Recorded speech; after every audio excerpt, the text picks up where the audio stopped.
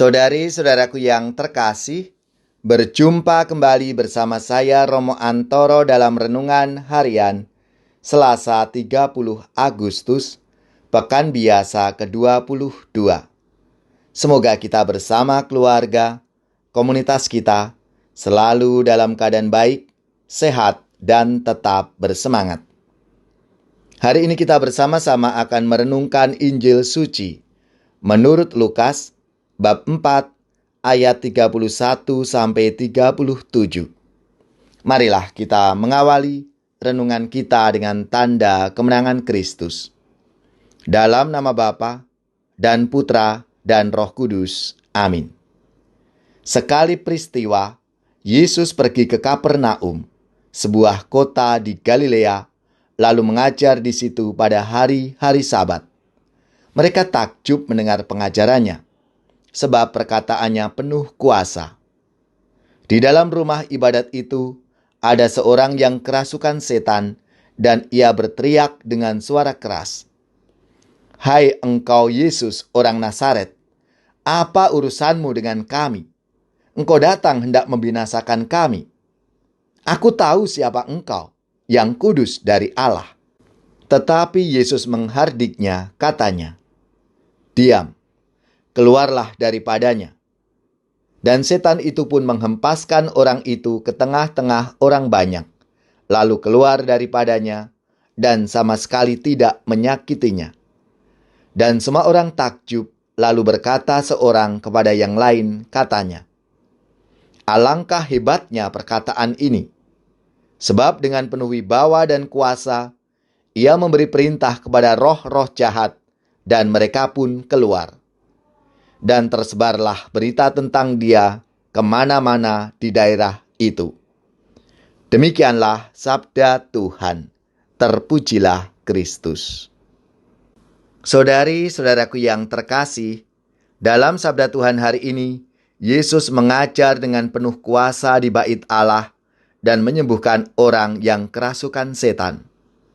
Tindakan Yesus itu membuat banyak orang kagum, dan roh jahat menyebutnya sebagai yang kudus dari Allah. Terhadap roh jahat itu, Yesus dengan tegas menghardiknya sampai keluar dari orang yang kerasukan itu.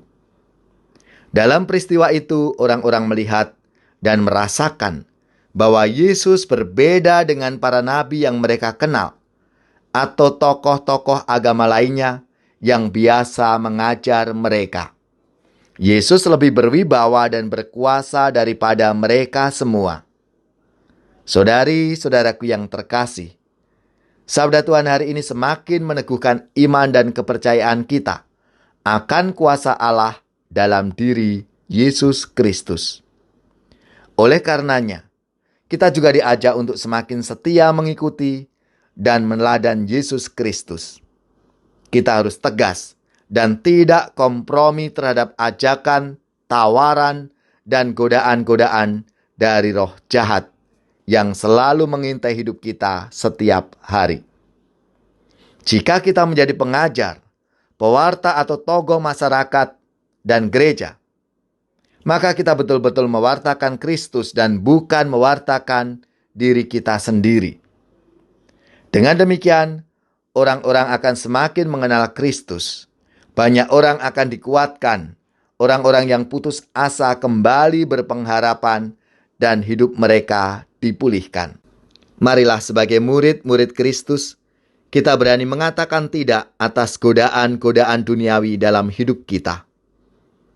Allah Bapa yang Maha Kasih, semoga kami semakin dewasa dalam iman, sehingga punya kekuatan dalam menghadapi berbagai godaan, dan tidak membiarkan diri bersekutu dengan godaan-godaan itu. Kristuslah jalan serta kebenaran, marilah kita mengikuti Dia hingga akhirnya jadi satu warga di rumah Bapa. Semoga saudari-saudara sekalian, keluarga-keluarga dan komunitas kita orang-orang yang kita doakan, mereka yang sakit, yang menderita, seluruh tugas, belajar, pekerjaan, usaha, serta karya pelayanan kita, dibimbing, dilindungi dan diberkati oleh Allah yang Maha Kuasa, Bapa dan Putra dan Roh Kudus. Amin.